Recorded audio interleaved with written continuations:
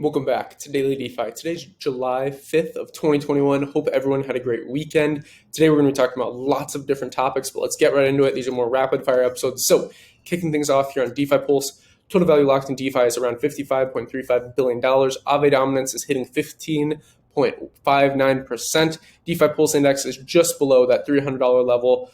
Man, I was picking up a nice amount, around 250 and under for the DeFi Pulse Index, but it's up about 5% on the daily, so it's good to see. Everything's really consistently up, except the Instant app. Instant app just completely beat out Maker, completely beat out Compound, and I did a deep dive video on that in a previous Daily DeFi episode. So moving on here to juicy NFTs, around $5.8 million transacted in the daily volume. Pretty crazy. I think some of the probably the all-time high that we've seen in a long time, up about 739%.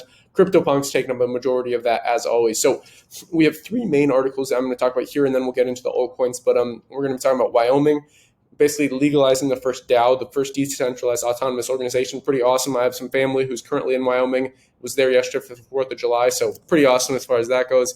This really interesting article on Quartz talking about the largest ransomware attack potentially in history for businesses. But let's start out here with Coinbase. In the past, they've kind of struggled with customer service, as a lot of these crypto applications have.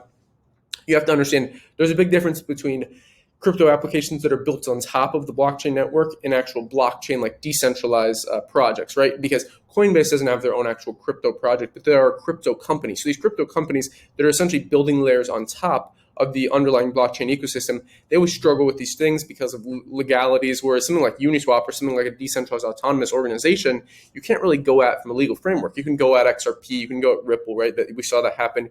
You can go at something like Gemini, you can go at Mt. Gox, these kind of centralized companies. But Coinbase has always had this problem in the past where their customer service is very lackluster, so they've kind of hired this army, which is pretty awesome. They should have done this a long time ago. They're hired basically a bunch of people. Not too much besides that to say. This is pretty sweet. So Wyoming legally recognized the first decentralized autonomous organization in the United States. This is incredible. So they're basically the leading digital asset jurisdiction in the USA. Now with this decentralized autonomous organization law, Wyoming is arguably the top blockchain jurisdiction in the world. So that is incredible because not only is it in the United States, but in the world, we don't see these things happening.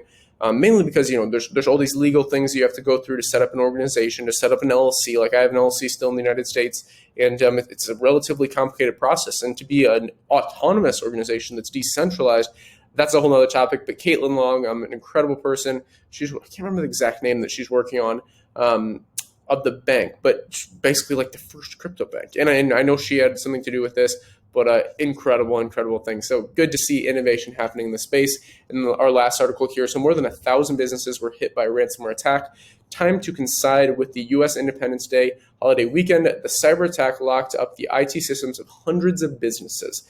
This is the problem with a centralized business. So bringing it full circle, if you're a decentralized autonomous organization, this is not possible because you're a DAO. There's no central point of failure, right? So with all these businesses, that's the problem that you see. Pretty awesome. Not awesome that this happened. I feel for the businesses, but it's awesome to see that a decentralized autonomous organization can get out there and improve on these things, right? We're always looking for innovation. So this was what could be to turn out to one of the largest ransomware breaches ever. So that's pretty crazy. As far as top DeFi tokens go, everything's pretty up on the daily. SNX, Synthetix is doing crazy numbers. Synthetix, just complete parabolic move towards the upside. But let's start here on the graph, the GRT, right around 77 cents, up about 13% on the daily, right around $2.2 billion in market cap. We've retraced from those highs of around, $2.71. So right around 77 cents. Interesting. I really like the graph. If you want to see a deep dive video on that, let me know in the comments down below. Moving on to Synthetix, SNX, ranked 70 on about 143,000 watch lists. Right around $8.46, 16% up on the daily, just under $1 billion in market cap, up about 16% there as well. Volume is crazy, up 181% to $141 million transacted daily. That's pretty insane.